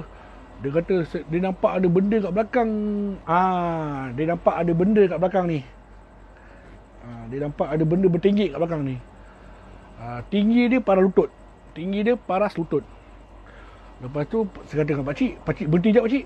Kenapa? Dah ada orang kata dia nampak apa benda pula. Sekarang tak pasal-pasal dia lompat daripada van ni kan. Tu hal pula. Lepas tu pakcik kata, tak apalah. Bila dah buka, kat belakang tu ada 2 kereta yang ikut. Tapi kereta tak ada penuh. Dua orang lah kereta. Kemudian saya buka. Kan kat tepi ni kan pintu kan. Saya buka lah. Saya buka pintu. Saya buka pintu. Saya cakap dengan dia, ada apa? Dia nampak ada benda dekat sini lah. Dekat sini. Lepas tu saya cakap dengan dia, tak ada apa kot perasaan awak kot. Kalau macam tu tak apalah. Awak duduk depan. Biar saya duduk belakang. Lepas tu pakcik kata, kau okey ke tepi? InsyaAllah okey pakcik. Saya cubalah kan. Ke dia nak duduk belakang? Dia cakap, tak apa lah, aku teman pakcik lah. Dia mesti lah, awal-awal lagi dia dah checkmate dah. Dia kata, dia teman pakcik. Kemudian, saya pun pergi duduk belakang dengan adik keluarga seorang lah. Bila saya duduk belakang, tiba-tiba yang adik dia duduk, saya tak tahu adik dia ke apa kan. Terus melompat peluk saya. Saya kata, kau dah kenapa kan? Cakap, bang, saya nampak apa benda kat belakang tu duduk gerak kan. Saya katakan dia, tak ada apa-apa lah. Mungkin angin kot. Kan ada kipas tu. Mungkin angin. Tak bang, ni lain bang. Lepas tu saya pun, yelah, kan ruang dia kan ada ruang. Ada kursi. Kursi yang tu lagi dia cabut. Okay. Lepas tu saya pun pergi belakang. Saya pergi belakang. Apa yang saya dapati, okay, saya pergi belakang okey, saya cerita balik Saya pergi belakang ni, saya pergi daripada sini, saya pergi ke depan ni, saya nampak ada satu lembaga tengah tiba-tiba buka ada kan. Ada satu lembaga tengah hisap kaki. Ibu jari. Bermakna ikatan kaki untuk kapan saya terbuka. Saya cakap dengan dia, korang ada buka ke? Tak ada, kita orang usik pun tak bang. Sebab kalau ada yang tong ni, ada tong lain, tak ada langsir macam ni. Macam saya punya ni ada langsir. Orang lama, old school kan. Saya nampak, Allahu Akbar. Lepas tu pakcik dia kata, ada apa Pi? Tak ada apa pakcik, ada benda. Tak ada apa pakcik, teruskan perjalanan. Saya pun, yelah, kita belajar sikit-sikit. Kita tak kata kita ni hebat, tapi kita belajar. Berbekalkan guru lah yang bagi. Kemudian, saya baca ayat kursi. Dalam masa yang sama, okey. Nampak tak ni?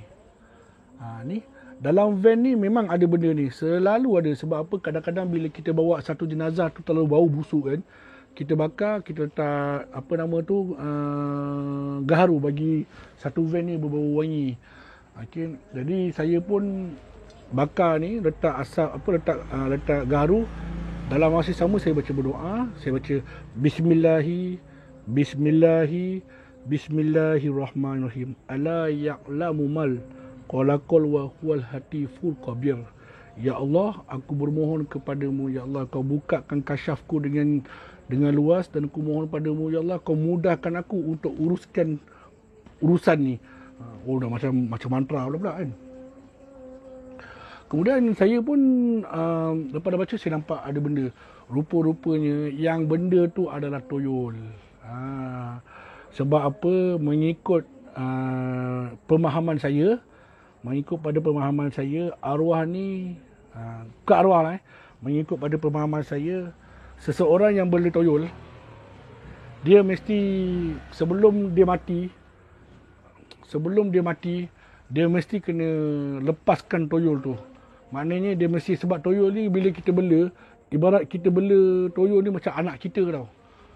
Kena bagi makan, kena bagi macam-macam lah apa semua. Ada orang cakap lah kat belakang saya ni, lillahi ta'ala, bulan puasa saya tak tipu tau. Lepas tu, apa nama,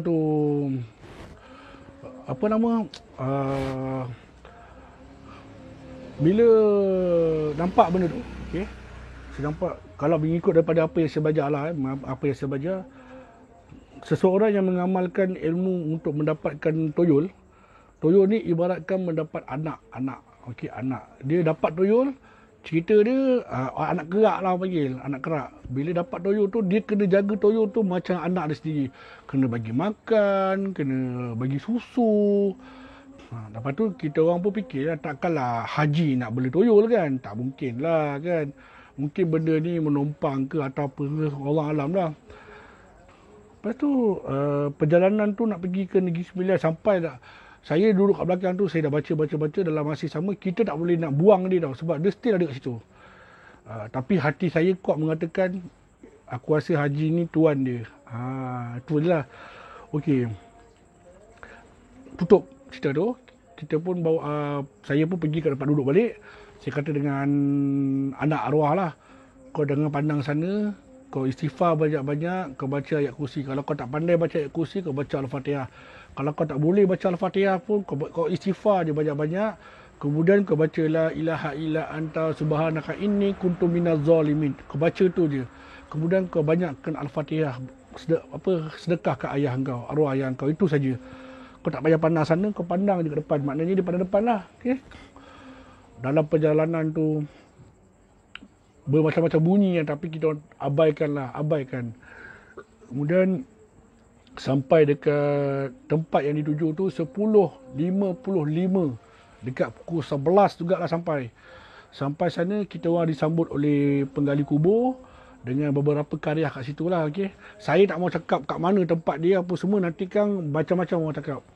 Okay? Saya sampai kat sana. Bila saya sampai, kita orang buka lah pintu ni kan, pintu tepi ni kita buka lah. Bila buka, okey, yang tukang gali kubur tu, dia buka lah bonet belakang saya ni, buka untuk nak bawa keluar ni. Bila dia buka, dia nampak ada benda melompat, tapi ganjat Allahu Akbar. Yang bonet ni macam tertutup balik tau. Lah maklumlah, awak tengoklah kan. Tengoklah. Saya tunjuklah Damper dia pun bukan kuat mana pun kan. Tak kuat pun. Macam-macam boleh rebah kan. Van season, orang lama kan. Kemudian Pakcik Din pun keluar lah. Dia tanya, kenapa? Allahu Akbar. Saya nampak. Lepas tu pakcik pun berseloroh, kucing kot. Takkanlah awak daripada hospital tu bawa kucing. Sebenarnya pakcik berseloroh sebab tak nak bagi suasana menjadi gamat. Lepas tu selaku orang lama kan, dia punya bahasa dia lagi cerdik lah. Okey, lepas tu tak apalah. Kita pun bawa keluar lah tong ni. Bila bawa keluar ramai-ramai, maknanya kat sana dah ramai dah. Adalah kawan arwah, saudara mara ada lah. Kat situ ada lah, dekat dalam kurang daripada 20 orang lah. Tapi adalah membantu. Jadi bila kita dah bawa keluar benda ni kan, ngam-ngam kita bawa keluar je, hujan pun turun dengan lebat kan. Angin tak ada, ribut tak ada, hujan turun. Bak kata orang kubur situ hujan bukit. Tak tahulah betul-betul kan. Ini sebenarnya benda menyejukkan hati je lah kan. Lepas tu kita orang pun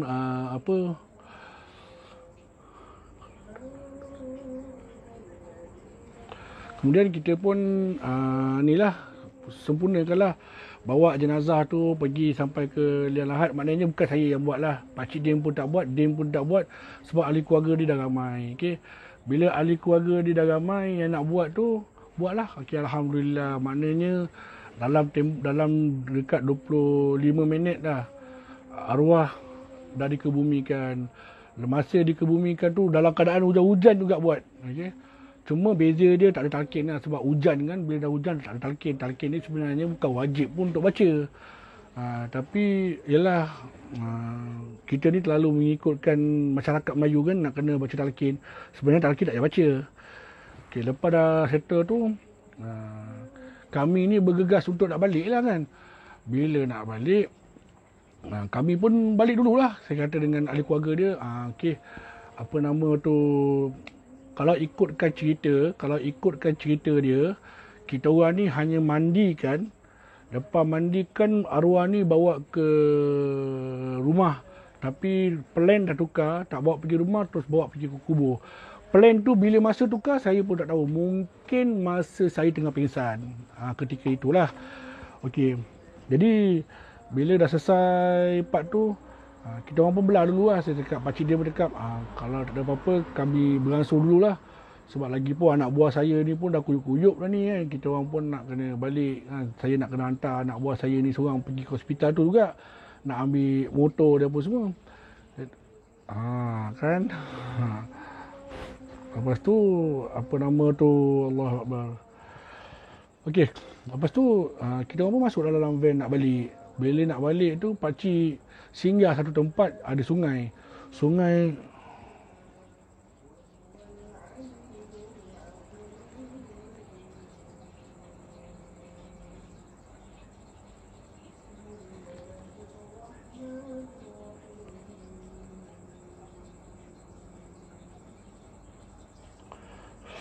Okey. Sungai tu sungai mengalir tau. Pakcik berhenti je, masa pakcik berhenti, Sopi, ni ada sungai mengalir ni. Barang kau ada dekat bawah. Barang saya ada dekat bawah ni. Ni. Saya tunjuk barang saya ada dekat bawah ni. Dia macam ni lah barang kan. Kat bawah ni lah. Okey. Saya ambil. Saya baca. Kemudian dalam tu ketika tu hujan lagi. Saya baca.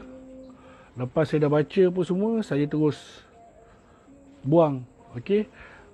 Saya cakap Bismillahirrahmanirrahim. Ya Allah, aku bermohon kepadamu ya Allah. Aku lepaskan barang-barang ini, jin-jin ini ke tempat asal usulnya. Dan aku mohon kepadamu ya Allah, biarlah ia berlalu seperti mana air yang mengalir tidak akan patah balik ke belakang. Okey, air ni kan mengalir, dia tidak akan patah balik, betul tak? Dan aku mohon kepadamu ya Allah, kau sembuhkanlah penyakit orang yang saya sembuh kat Kelang lah. Kau sembuhkanlah penyakit dia, kau pemudahkan urusan dia, naikkan semangat dia, berikan kekuatan kepada dia. Dan aku mohon padamu ya Allah, gugurkanlah semua penyakit-penyakit dia seperti air sungai yang mengalir. Maknanya kalau ada penyakit tu dia mengalir lah semua kan, dan takkan patah balik insya-Allah dengan izin Allah. Itu sajalah. Okey. Lepas pada tu saya dah settle semua tu. Belum sempat saya nak naik atas, saya nampak ada kereta high beam lah. Bila kereta tu high beam, rupa-rupanya anak arwah. Saya tak tahulah anak yang pertama ke, yang ketiga ke, yang keempat, saya tak tahulah. Dia pun tunggu tingkap. Dia kata, kenapa? Van rosak ke? Kata, tak ada. Apa nama tu, tak tahan. Kencing sekejap kat sini. Cerita bagi alasan tu lah. Lepas tu, anak arwah kata, boleh kita jumpa kat depan. Kat depan ada kedai makan. Maknanya dia nak jumpa kat depan lah. Dah maknanya dia pun on the way nak balik. Saya pun on the way nak balik kan. Kami ni on the way nak balik jugalah. Bila dah sampai ke depan tu, kedai makan dah. Kita kena kopi dululah cerita dia. Sebelum nak balik kan. Alang-alang lah. Lagi pun dengan lapar kan. Kena kopi. Masa tu pun dah dekat hampir-hampir dekat pukul 12 juga lah.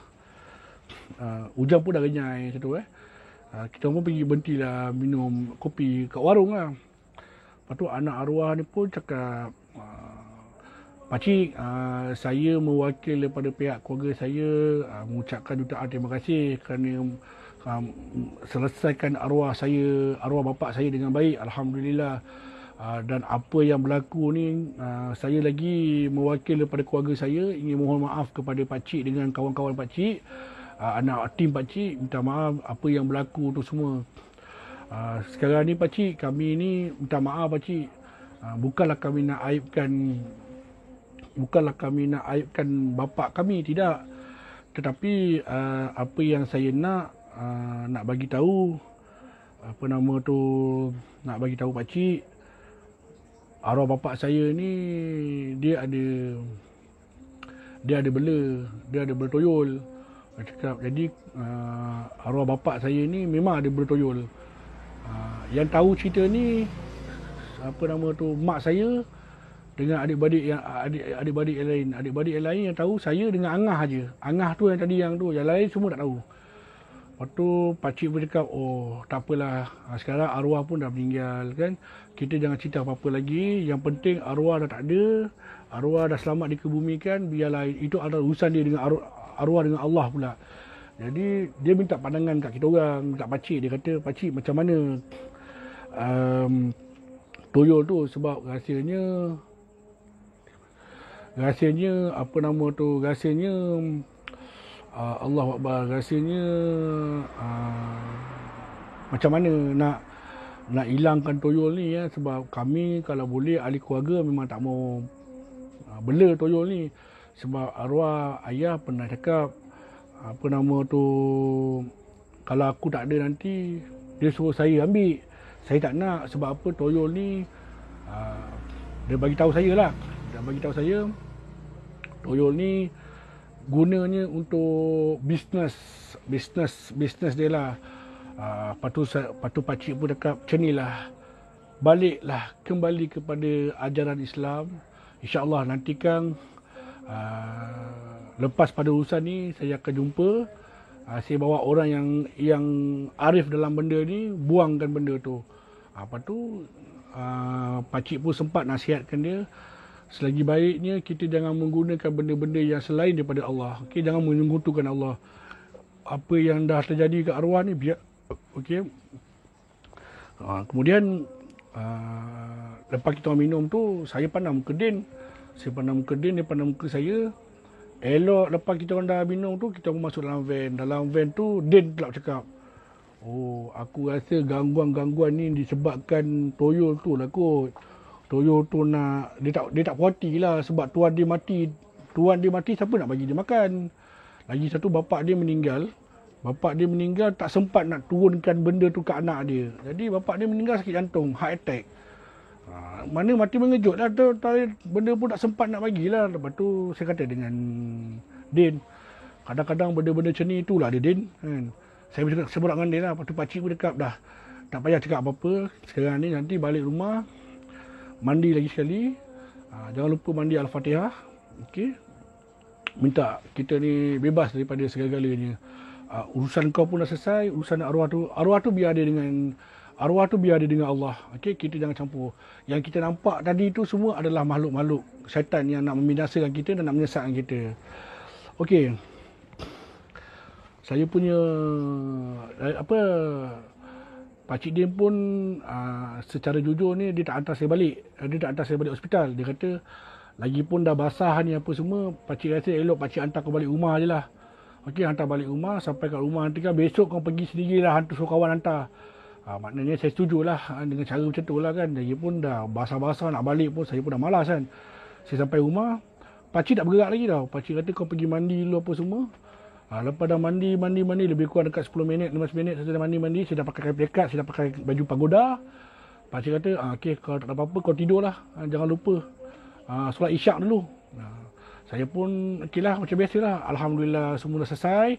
Saya pun solat isyak. Lepas saya solat isyak, saya tidur dengan lena lah. Saya tidur dengan lena, tak ada apa-apa gangguan. Cuma keesokannya kira besok tu dah hari Jumaat betul. Okay, bila hari Jumaat tu saya pun lepas sembahyang subuh saya tidur balik. Lepas tidur lepas tidur saya terus kira masa saya tidur tu saya tak sedar tau. Tahu-tahu pukul 4 saya dah bangun. Maknanya saya tak pergi sembahyang Jumaat. Jadi saya buat solat zuhur lah. Mungkin penat sangat lah kan. Lepas tu saya tengok miss call ada dekat 13 miss call daripada Din. Lepas tu saya call Din balik. Dia cakap, Pi malam ni kau free tak? Saya cakap, kenapa? Malam ni pakcik Din nak pergi jumpa arwah punya anak arwah. Kat mana? Dekat Selangor lah. Okey, jom lah. Aku nak ikut lah kan. Buat alang-alang boleh lah. Buat apa yang sekali kau ada benda yang maknanya pakcik Din bawa pakcik Ali lah. Macam biasalah pakcik Ali kan Sampai dekat, okey, maknanya kita orang gerak lepas isyak kita gerak. Lepas isyak, Pakcik Ali pun dah bawa macam-macam dah, dengan jarum peniti lah, apa semua, dengan apa, bawa ketam kecil, macam-macam lah, benda-benda semua dia bawa kan. Sampai dekat Selangor tu, bermakna apa, macam biasa, Pakcik Ali ni dia menggunakan asap lah, itu kisah dia lah. Masa dia baca-baca, ni depan mata saya lah, saya tengok depan mata dia, depan mata ada keluarga dia. Toyol tu dia ada bentuk, okey. Dia ada bentuk. Bentuk dia, saya ada gambar tau. Saya ada snap gambar tu. Siapa-siapa nak tengok nanti WhatsApp saya lah. Saya akan tunjuk gambar tu. Benda tu dia ambil dekat Thailand, okey. Okey, benda tu saya simpan gambar tu. Siapa nak tengok, insya-Allah saya akan bagi tengok. Benda tu tak ada kisah pun, sekadar ilmu pengetahuan lah. Lepas tu saya nampak Pakcik Ali buat dengan Pakcik Din. Pakcik Din menggunakan ruqyah, Pakcik Ali menggunakan teknologi dia punya zaman dia lah kan. Lepas dah buat tu, keadaan rumah menjadi alhamdulillah tenang. Benda tu pun keluar. Toyo tu pun atas perbincangan lah, ada atas rundingan lah. Saya tak tahulah macam mana Pakcik Ali buat ni. Jangan tanya saya lah macam mana Pakcik Ali buat. Lepas dah buat tu, Toyo tu pergilah ke tempat yang maknanya Pakcik Ali buang dia jauh dan apa yang saya tahu, masa kita orang balik, Pakcik Ali tanam dekat tanam benda tu dekat jantung pisang. Lepas tanam kat jantung pisang, balut dengan kain kuning, dengan kain putih. Lepas tu cucuk dengan jarum peniti. Lepas cucuk dengan jarum peniti, tanam. Tu saja. Kita apa balik dengan Allah Akbar.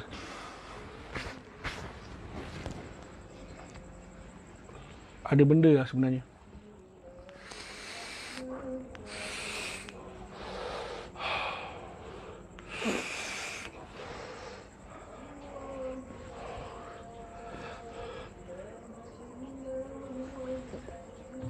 Okey, kita pun balik lah. Bila kita orang balik, Pakcik Ali pun ada buat air lah untuk kita orang apa semua. Maknanya balik rumah nanti mandi lah.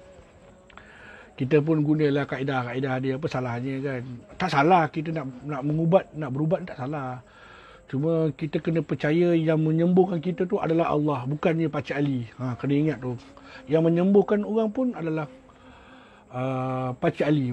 Yang menyembuhkan tu adalah Allah, bukannya Pakcik Ali. Pakcik Ali ni dia hanya perantaraan. Seperti saya juga mengubat orang, bukan saya menyembuhkan, Allah yang menyembuhkan segala-galanya. Okey. Live tadi ada 6,300. Alhamdulillah, terima kasih pada malam ni yang sudi mendengar cerita saya. Kejap lagi view mesti turun, saya boleh agak.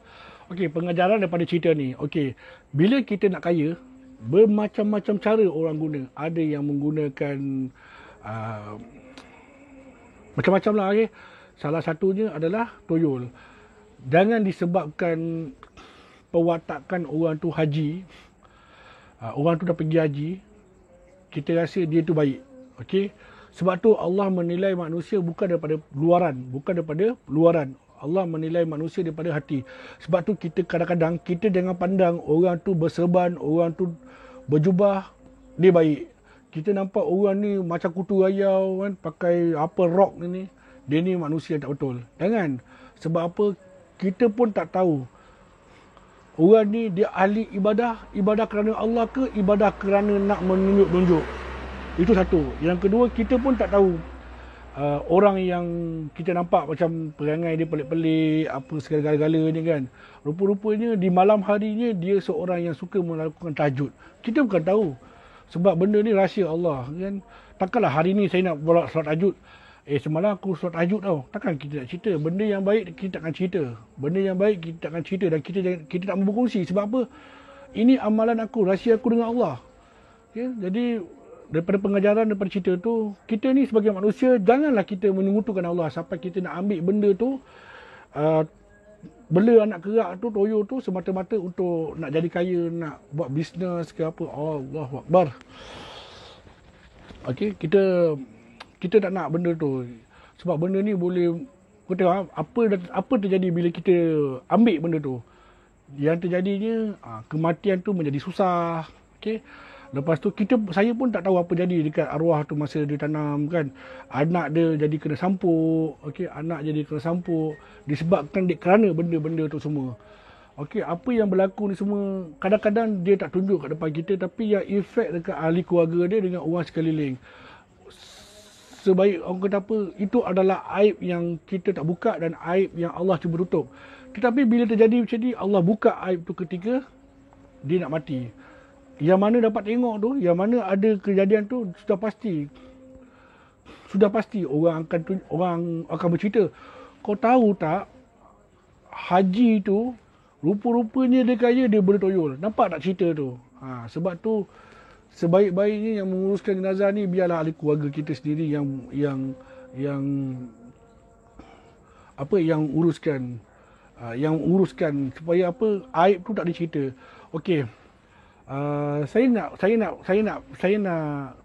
tekan kat sini. Saya amat terkesan dengan apa yang orang cakap. Adakah benda ni mengaibkan? Tak, kau ni cerita pasal aib orang. Saya tak menceritakan aib orang. Okey. Sebab apa? Saya cerita ni dalam 6,300 orang yang dengar cerita saya ni, tahu tak siapa mayat tu? Tahu tak mayat tu duduk mana? Tahu tak arwah tu duduk mana? Tahu tak keluarga dia duduk mana? Seorang pun tak tahu. Saya, Din dengan pakcik je yang tahu. Okey. Dan untuk pengetahuan sahabat-sahabat pula dalam ni, sebelum saya bercerita, saya ada kontak dengan anak arwah untuk nak cerita benda ni.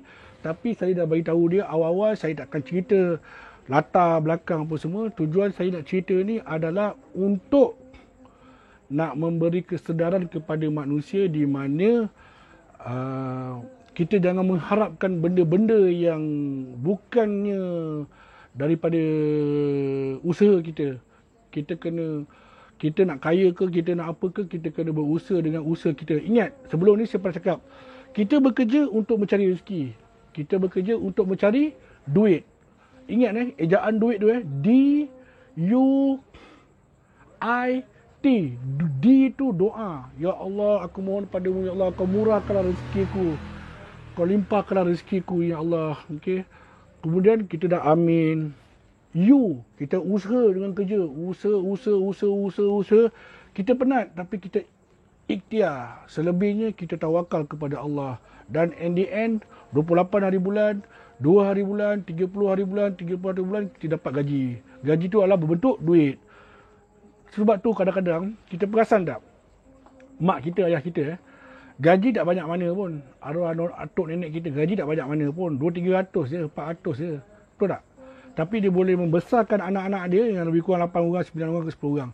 Tapi kita ni, di Alaf sekarang ni, gaji sampai 20,000, 5,000, anak 2 orang. Tapi still tak cukup. Sebab apa? Tak berkat. Kenapa tak berkat? Kita tak mensyukuri nikmat Allah bagi. Sebab apa? Kat sini kita tanya balik diri kita, nikmat apa lagi yang kau nak dustakan? Sepatutnya kau dapat duit, alhamdulillah, gaji aku 5,000, anak aku ada 2 orang, 3 orang. Dalam rezeki kita ni ada rezeki orang lain. Kesian aku tengok. Kita membantu, kita sedekah, infak, kita hadiahkan orang. Apa salahnya? Kita sedekah, kita pun tak rugi, kita pun tak miskin. Betul tak? Malah Allah melipat gandakan lagi rezeki kita. Okey, saya tak ada soalan, boleh WhatsApp saya. Saya rasa saya tak boleh nak jawab soalan sekarang ni sebab sebenarnya saya menahan benda-benda yang tak ngam kat belakang saya ni. Okey, apa-apa pun saya ingin mengucapkan jutaan terima kasih kepada friendly saya, sahabat-sahabat saya yang tengok cerita saya, yang dengar cerita saya. Jadikan pengajaran. Kalau rasa aib, kalau rasa tak boleh berlapang dada, leave saya punya grup. Tak payah tengok leave. Saya tak nak ada masalah dengan anda dan awak pun jangan ada masalah dengan saya. Sekurang-kurangnya biarlah kita ni mati dalam keadaan kita tenang, kita tak ada dosa dengan orang lain. Cukuplah. Okey, saya tak nak ada masalah dengan orang lain. Ya, lepas tu saya ingin mohon ampun dan maaf sekiranya jalan cerita saya ni ada yang mungkin saya isap vape, ada yang tak suka ke apa ke, saya minta maaf, saya minta ampun dan maaf. Kalau saya terkasar bahasa, saya minta ampun dan maaf di bulan Ramadan ni. Semoga kalian ampunkan saya, maafkan saya. yang mana tak suka saya ke, yang mana tak suka live saya ke, tak apa, saya tak marah, cuma leave saja. Jangan ada perbalahan antara yang suka dengan cerita dengan tak suka dengan cerita. Ada perbalahan tak suka. Okey, dengan itu juga sama-samalah kita hadiahkan Al-Fatihah kita kepada kedua ibu bapa kita yang masih hidup ataupun yang telah tiada, kepada guru-guru kita, kepada sahabat-sahabat kita, ahli keluarga kita, keadaan kita yang zahir dan batin, dan jangan lupa kita hadiahkan umur Alkitab kita kepada junjungan Nabi Muhammad sallallahu alaihi wasallam dan seisi keluarga baginda dan juga sahabat-sahabat baginda. Al-Fatihah. Dan saya mengundur diri dulu, insya-Allah ada masa saya akan perkongsikan lagi. Assalamualaikum warahmatullahi taala wabarakatuh.